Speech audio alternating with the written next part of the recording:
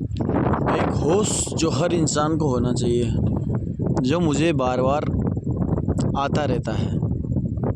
जब भी मैं परेशान होता हूँ या जब भी मैं अकेले में बैठता हूँ तो मुझे मेरी जीवन समझ में आने लगता है, मेरा जीवन अच्छे से समझ में आने लगता है कि you are not the permanent. तुम यहाँ परमानेंट नहीं हो, तुम यहाँ पे ट्रेवलर हो, तुम यात्रा कर रहे हो इस जीवन की।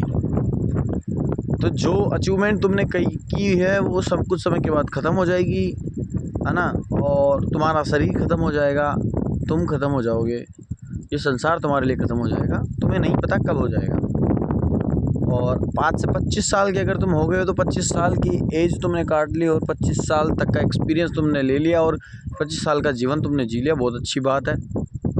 तो यहाँ की चीज़ों को लेकर दुखी होना गलत है और ज़्यादा आनंद में आके अपने आप में घमंड करना वो भी गलत है। अहम नहीं आना चाहिए और इमोशनल होके रोना नहीं चाहिए।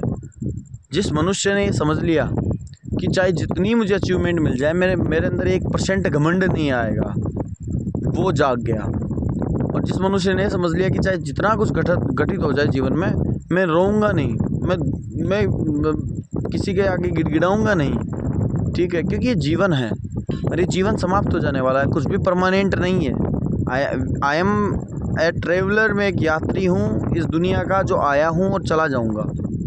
और ये बातें मुझे बड़ी सुकून दे जाती है। और जब ये चीज़ें मुझे एनालिसिस होती है तो मेरी ज़िंदगी की जितनी भी प्रॉब्लम है वो मुझे प्रॉब्लम नज़र नहीं आती। एक समझ क्रिएट हो जाती है कि हाँ, एक दिन ये भी ख़त्म हो जाएगी। और जो अचीवमेंट आती है तो उस पर भी घमंड नहीं आता कि आनंद ले लिया, कोई बात नहीं है, लेकिन ये भी एक दिन ख़त्म हो जाएगा। तो सब अनित्य है, कुछ भी परमानेंट नहीं है।